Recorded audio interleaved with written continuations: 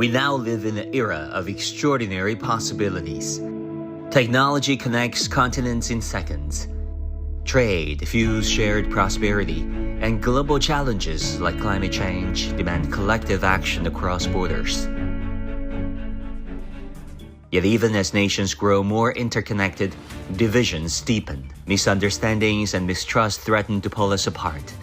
In today's world, no nation can go it alone. The stakes couldn't be higher for leaders, for citizens, and for generations yet to come. So today we ask, how can the world's two largest economies, the United States and China, balance competition with collaboration? Can trade and investment survive the rising storm of suspicion? What happens to the rest of the world if they can't? And when rhetoric turns toxic, who loses the most? The powerful or the people?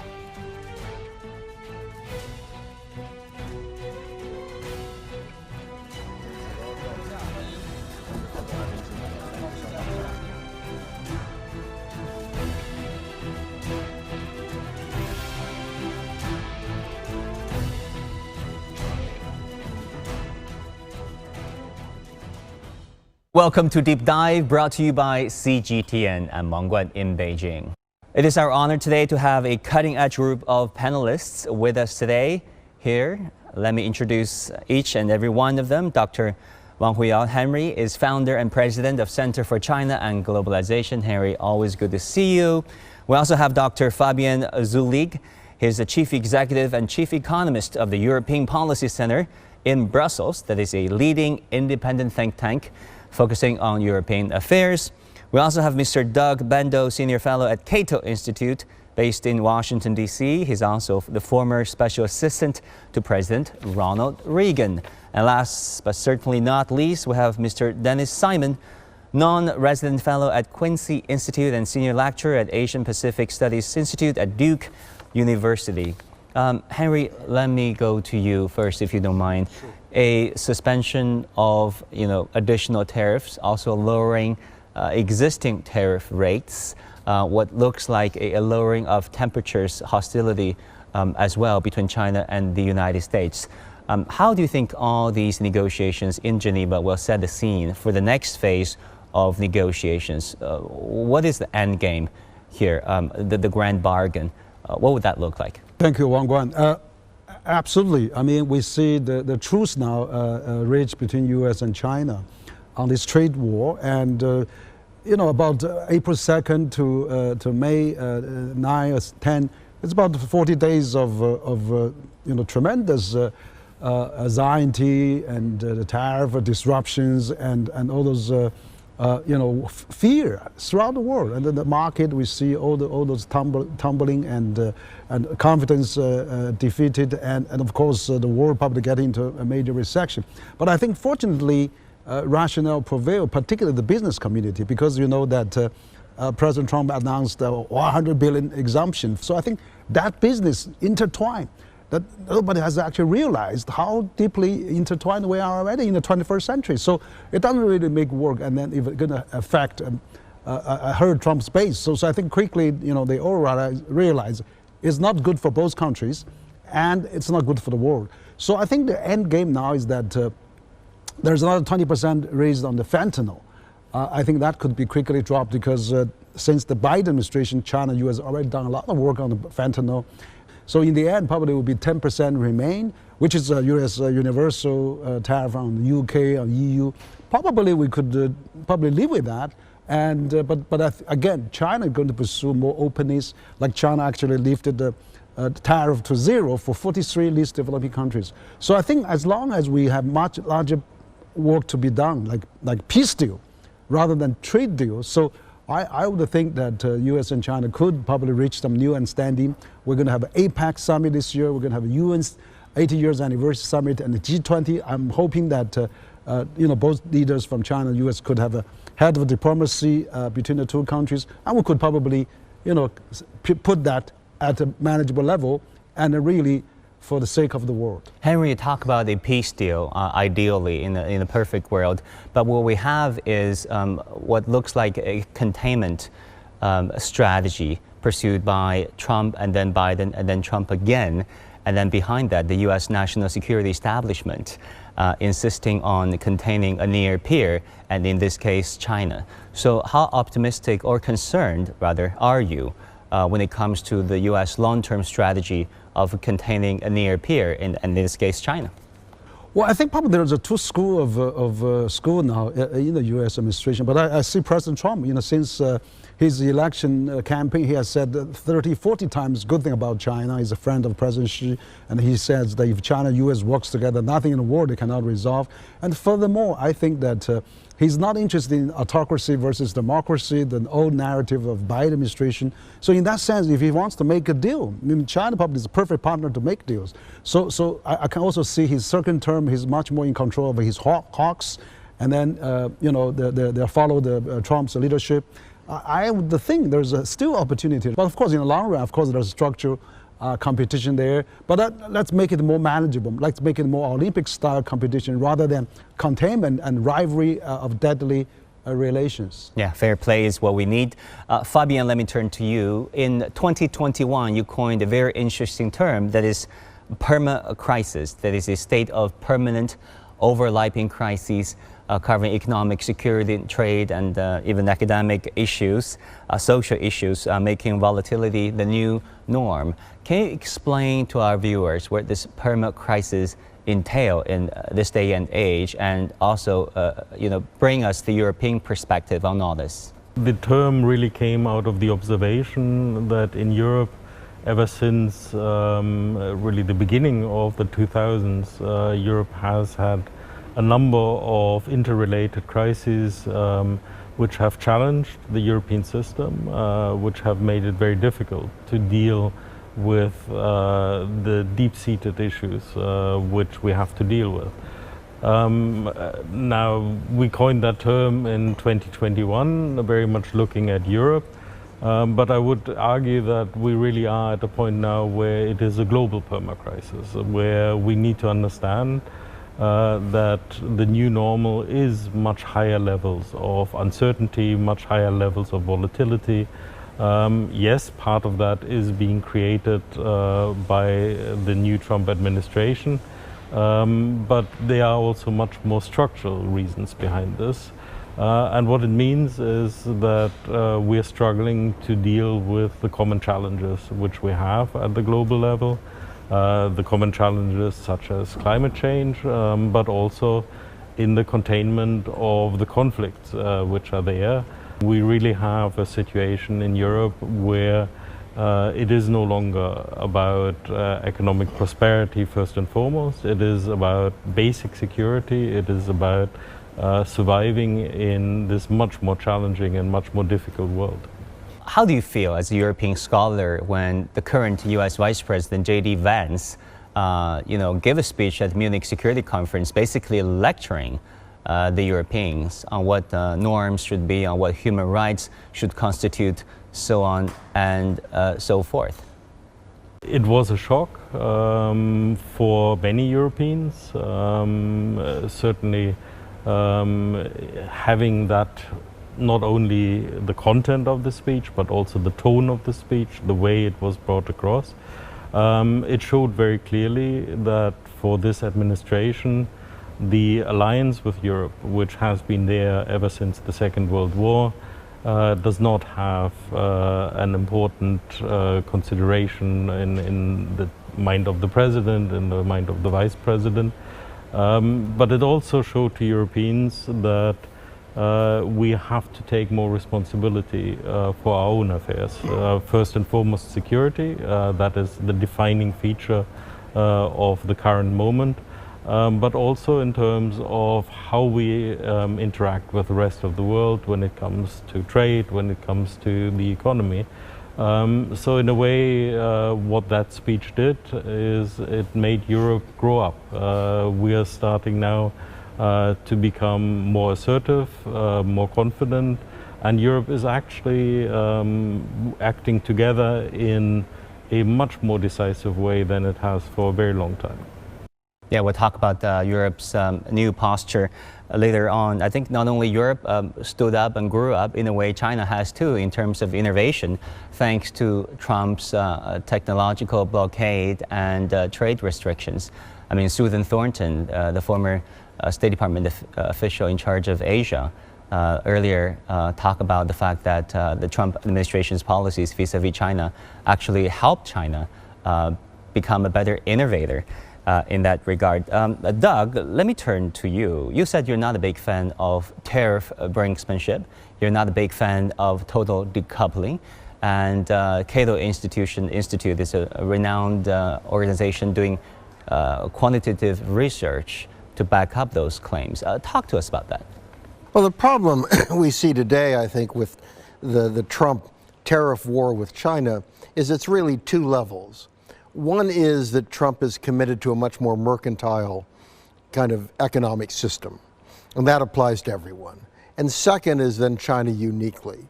And it's something with his, I think, he looks at it primarily in an economic standpoint, but he certainly has to respond to military lobbies, national security lobbies, human rights and other issues that are out there. So kind of looking at China, both of those are in play. And we saw that with his first administration. I think he likes the idea of making a deal with China. He wants to have a relationship, but he's also quite willing to go political if he thinks that it's useful for his own political prospects, or if he thinks he has to deal with, some of the influential factions within American politics. I mean, we at the Cato Institute believe that, broadly speaking, market-oriented, freedoms are very important for economic development. We also think they're good for human rights.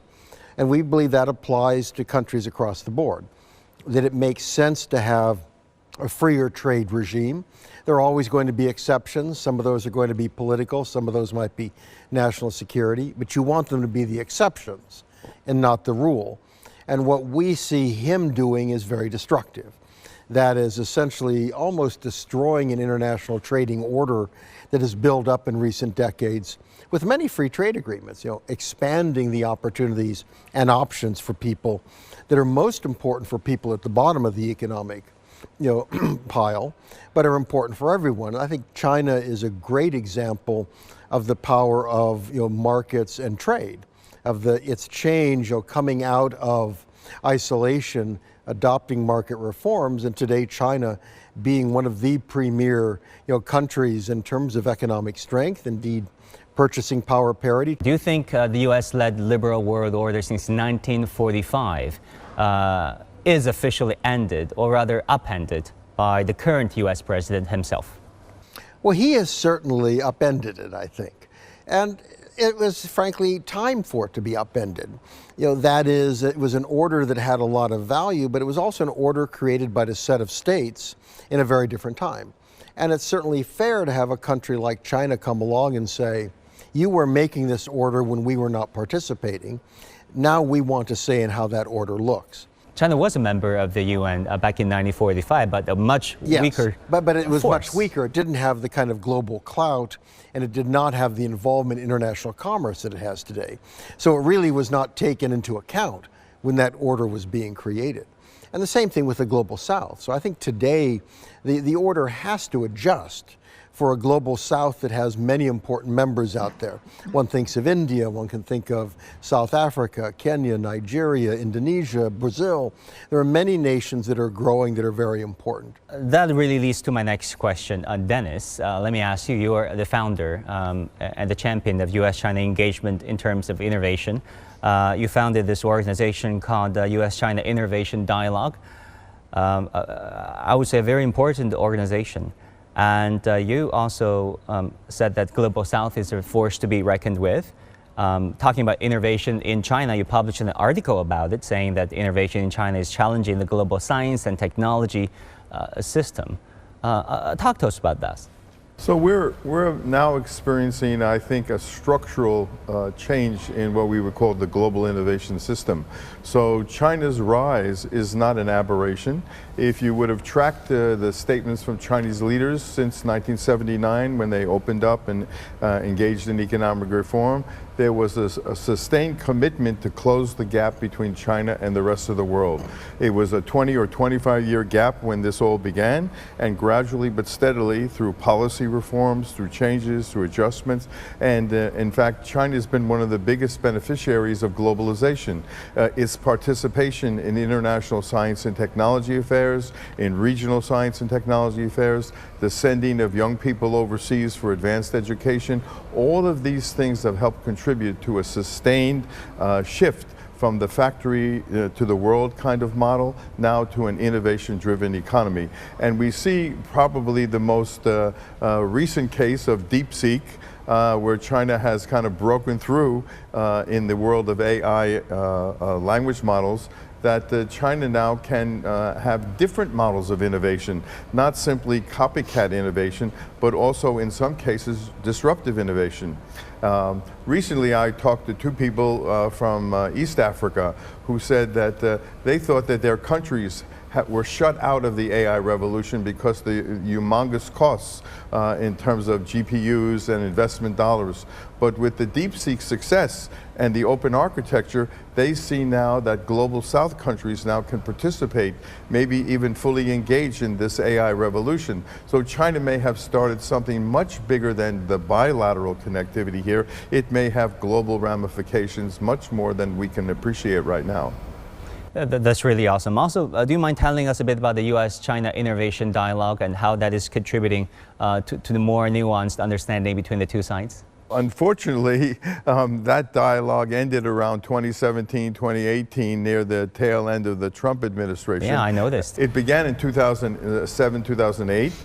It met every few years, and it was a two-level dialogue. There was a government-to-government discussion about innovation-related issues, and there were two experts groups of academics and think tank people on the Chinese side and a similar group on the U.S. side. And we had very, very fruitful discussions that then fed into the policy discussions among the government officials. But unfortunately, people felt that China was benefiting too much and the United States was not benefiting enough from that dialogue, and they brought it to a halt.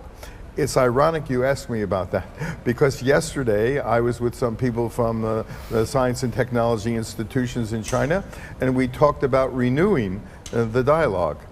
We talked about bringing back together the experts groups, non-governmental discussion and communication about innovation trends, where they're headed, and what the implications might be for renewing more engagement in science and technology between the two countries. So we're at an important point, and I would just add that one of the important consequences of the agreement reached in Geneva, it might create some goodwill and spillover. So in areas like science and technology, where things have come more or less to an abrupt halt, we might be able to leverage that goodwill and use that to re-engage, particularly because in December 2024, at the tail end of the Biden administration, the bilateral cooperation agreement in science and technology between the two countries was renewed. It had been signed almost automatically every 5 years, but under Biden it was delayed. The negotiations were rather extended, and some people were not very optimistic it would ever be signed.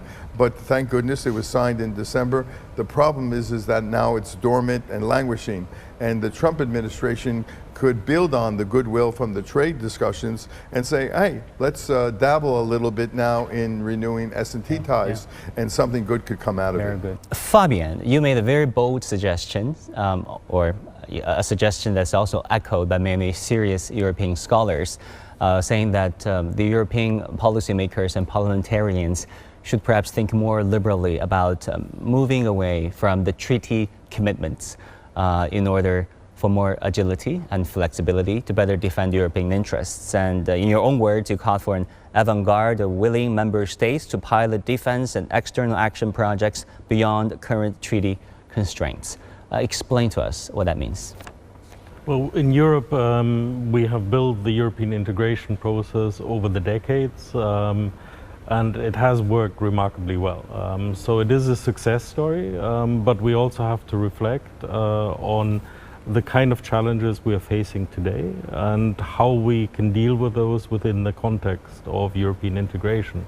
And there we have found that now we're moving into areas such as defense and security. It becomes difficult to have all the countries on board. Some countries have different views on where Europe should go. The vast majority wants to move in the same direction, but is also constrained if that happens within the treaty framework. So what we have proposed is that the term, which is now very popular, that coalitions of the willing can move ahead, can advance areas such as defense and security, but they should do that in a way which is very much aligned with how the European Union works, which is open to other countries within Europe to enter. But that also means that we can integrate non-EU countries. And in particular, when we look at defense and security, this has opened up the possibilities for reintegrating the United Kingdom into some of what Europe is developing at the moment. It has some risks. Very clearly, this is not the way we have done it over the last decades. But at this current moment, we have to really focus on the challenges. And this is one way we can make progress and make substantive progress so that we get to the point where we get into these new areas of Europe. Do you expect China to come in as a stronger partner? Do you think the European policymakers can reimagine their relations with China? I think there's certainly very much a discussion at this moment in time about how Europe interacts with the rest of the world. And that includes, of course, a change in the relationship with the United States, which is already happening. But it does also include considerations on how we work together with all the countries, including China, of course. So there is a real opportunity, but there are also a number of frictions. There are a number of barriers in the system. So there needs to be a look from both sides of how can we address those, in what areas can we move forward, in what areas is it more difficult. But I think what is very important in all of this is that we find ways of having more dialogue so that we also understand each other's concerns. So we need to have that conversation to see that we can align our interests and can overcome the frictions which are there in the relationship. Yeah. I want to move on from Europe to across the Atlantic to the United States. Doug, you mentioned power centers in Washington, D.C., beltway lobbyists, industrial lobbies, military lobbies, the close-knit circles of Trump, and also the bureaucrats running the institutions in Washington.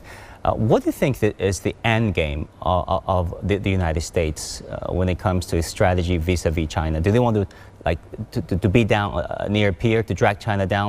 It really varies. There are some people very hostile to China, and that's had an impact within the political process. Over the last 8 or 10 years, both Republicans and Democrats have generally moved in a more hostile direction.